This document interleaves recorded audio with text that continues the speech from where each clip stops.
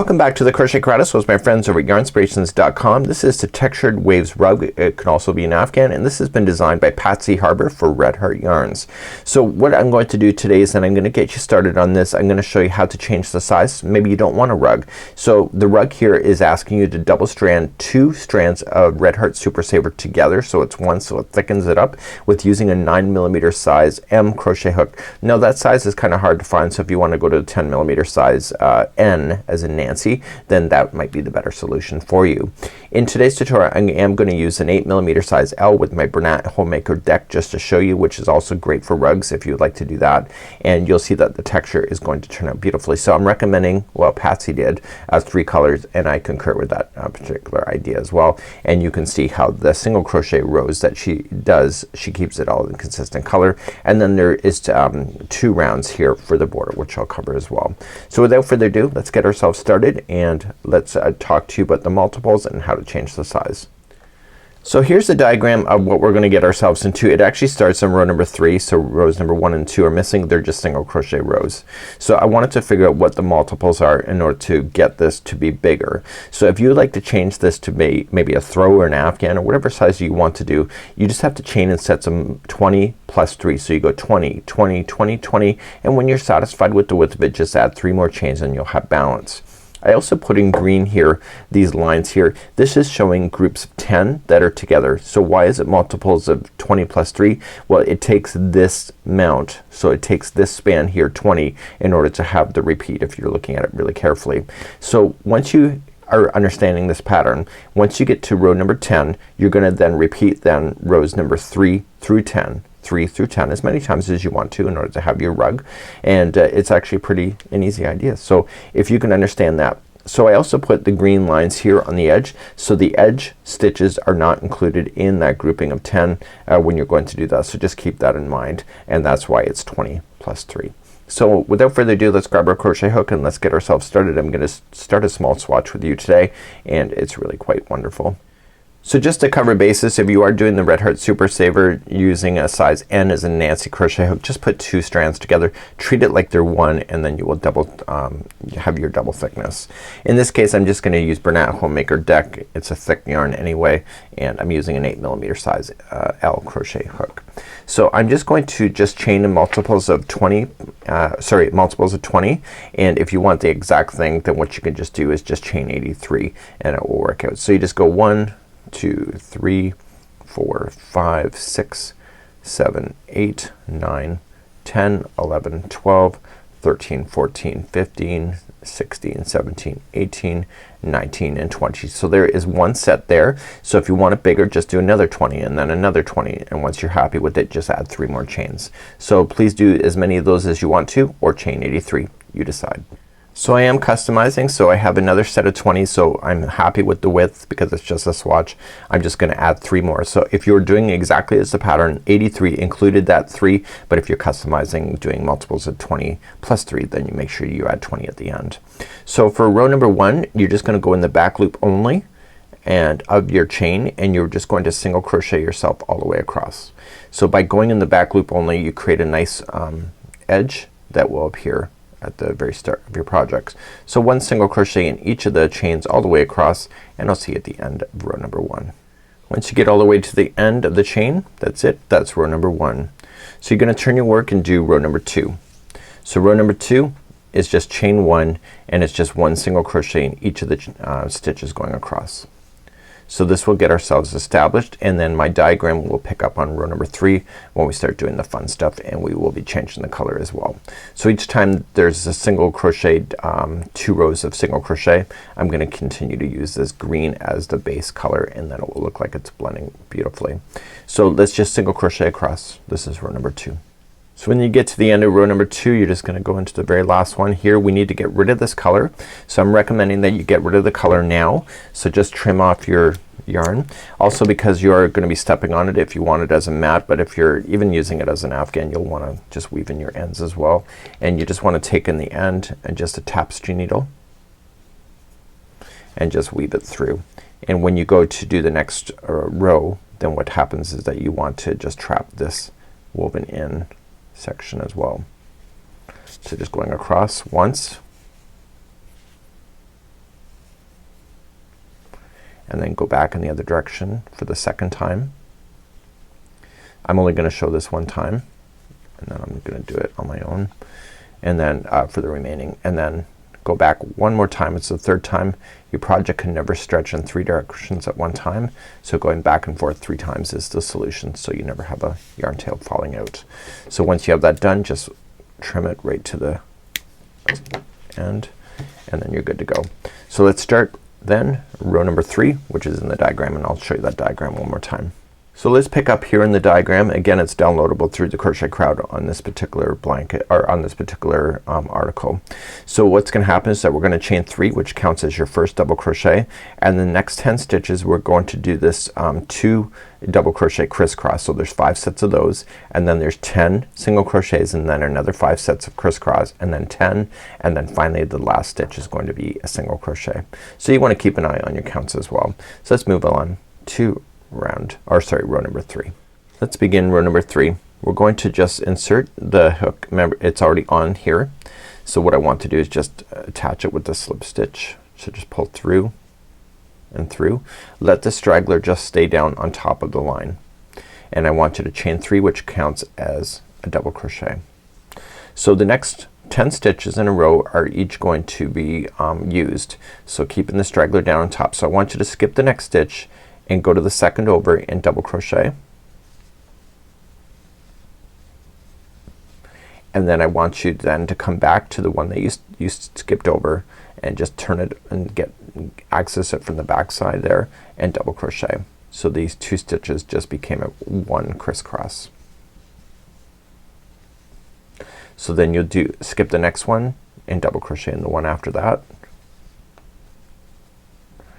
and then go into the one you skipped, just accessing it from the back. So just shift the project forward so you can see it.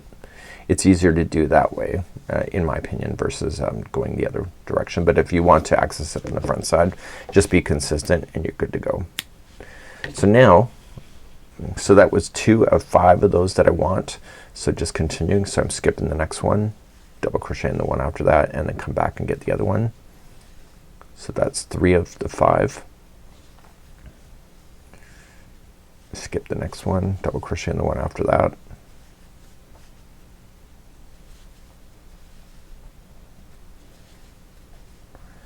and do it again. So you should see 5 sets of these crisscrosses. Let's count those. So 1, 2, 3, 4, 5. Now the next 10 are going to be single crochet. So single crochet starting in the next one. So 1, 2,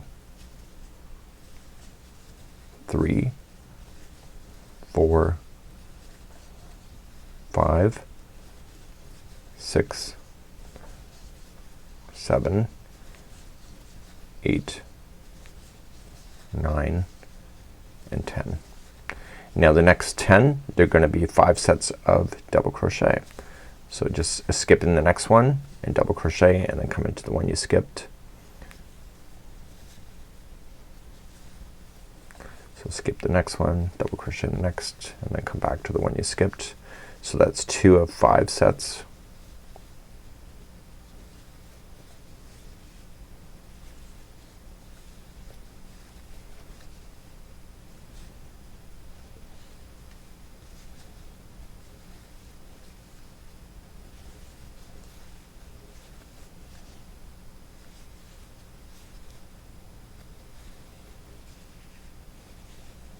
This is the last one of the grouping of 5s, and that spans over 10 stitches. And then finally the next 10 are all single crochets. So we have 1, 2, 3, 4, 5, 6, 7, 8, 9, and 10, and you're left with 1 stitch, and that's your edging stitch, and that'll just be 1 single crochet, and then you'll turn your work. So you can see now that you kind of got the ridging going on. So in the next row what we're going to do is that we're going to just chain up 1, and then we're just gonna match what you see. So when you get to the double crochets here that are crisscross, you're gonna make those as double crochets. So just starting in the first one, I'm not really gonna count because now that I've established where those single crochets are in the last row, I can see it. But there's technically 11 altogether starting from the very edge.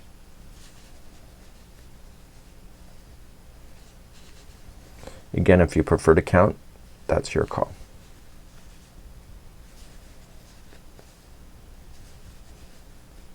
Okay, so this is the last single, and then I'm on the doubles here. So I want to keep those as doubles. So skipping the next one and double crochet in the next, and then go into the one you skipped,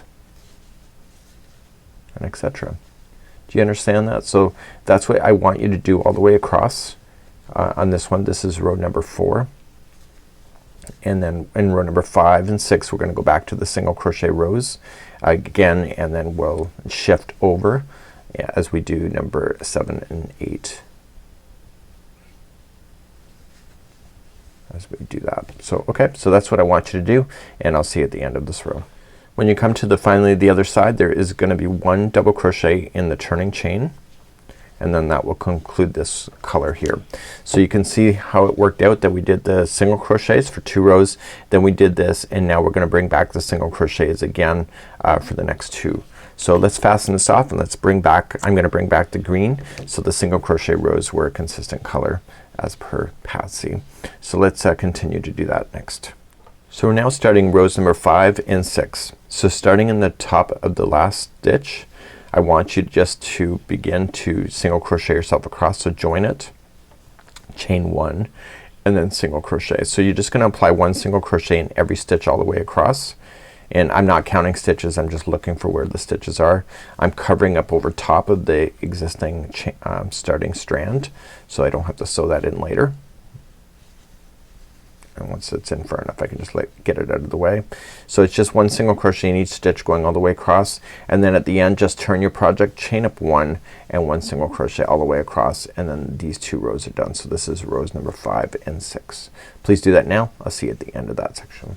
So coming up to the end of row number 6, so there's just 2 rows of single crochet, and then we want to get rid of this color, so just get rid of this color, and then we're gonna begin the fun stuff of 7 and 8. And 7 and 8 we're just going to switch. Instead of this being here, we're going to switch it so it's in the middle so we have the balance. Let's begin then rows number 7 and 8. So I'm gonna begin 7 and 8. So what we can tell now is that we're just going to join it to the first one. So last time when we were doing this we had the crisscross right here. This time we want to move it, so that means that we have to start off with single crochets first. So we're just going to join it first, and then just chain up 1 and then 1 single crochet in that one. So the next 10 after this first one is going to each be a single crochet, so you're gonna need to count again. So we're just gonna do 1, 2, 3, 4, this is 5, 6, 7, 8, 9, and 10. So once you have your 10, then the next 10 in a row are crisscross. So just skipping the next one, I've already shown you how to do the crisscross. So there's gonna be 5 sets of crisscross, and then there's gonna be 10 single crochets in a row, and then 5 sets of crisscross. You already know how to do it, so we just had to change it when we were gonna start it to bring in the balance. I think you're gonna get at this point, so what I'm gonna do is I'm gonna leave this for you, and just get your sets across to be what it needs. Let me just get beyond this crisscross here for a second. So I'm looking for 5 sets. I can see that there's 4, so it's a nice easy pattern to be able to count the sets. And once you have your 5 sets of crisscrosses there, you just switch back to single crochet, and you see it's following it straight up. It's right. So there's just 10. So 1, 2, 3, 4, 5, 6, 7, 8, 9, and 10. And then I'm back to the crisscrosses again for another 5 sets. So do you see how it switched? So please do this now, and I will see you at the end of this row, and then we'll recap then for the next row, which is kind of what we're doing now. So I'm coming up to the very end. There's 5 sets in here. There's 1 stitch left. So it's just 1 double crochet at the end. So you turn your work. So this is number 8. Okay, so number 8. So we have 2 rows. Don't forget of crisscrossing. So we've only done 1 so far. So we're just gonna chain 3 to begin. And then we're crisscross for the first 5 sets, and then 10 singles, and then 5, and then 10. So please do this then for row number 8, and then we're gonna start then 9 and 10, bringing back the green once again, and then I'll show you how to do the border as well. So I'm coming up to the end of row number 8, and just 1 last single crochet in there. So I'm gonna get rid of this color, and so now 9 and 10 will each be a single crochet row, just like you have in the green here. So I'm gonna bring that back, and then I'm going to show you then what to do. So it's a matter of repeating now pattern once 9 and 10 are done, to go back to row number 3 after that 9 and 10 are done. So I'll explain that more in just a moment. I'm gonna bring back green, and then I'll see you back here in just a moment. So row 9 and 10 are both the same, so you're just gonna join it the first time for the row number 9, and then single crochet, and then you're just gonna single crochet in each of the stitches going across, and then turn at the end, chain 1 and 1 single crochet at the end. So this will be 9 and 10, and then you're gonna repeat the pattern going back to number 3, and if you're not sure which number 3 was, it's when you started this. So you can see it jumped over, and so next time it comes back into play, it'll be over again. And I would probably use the same color too. Why not, right? So I use the red, or the whatever color that is. Okay, so I'll be back here in just a moment after 9 and 10 are complete. So here's my sample. So now rows number all the way through to 10 are done. So when I want to repeat now, I'm gonna go back to 3, which you can see here in this color. So you do 3 through 10 again, and you can go as many times as you wish. This particular rug is measurement of 24 inches in the height, just so you know, and it was 38 inches if you followed exactly what it suggested to do. Now the border is actually only on each side. We've already got the border done the way that we started here. So if you're on the very end here, you don't have to fasten off the first time, but all you just need to do is just chain up 1 and just equally space your single crochets going across. The nice thing about it is that when you have single crochets that are on the sides, it's easier to follow. It's essentially 1 single crochet per section, or like per row, to keep it nice and easy. And then when you get to the double crochets, it's like 2. Again, just equally space it and make it look good.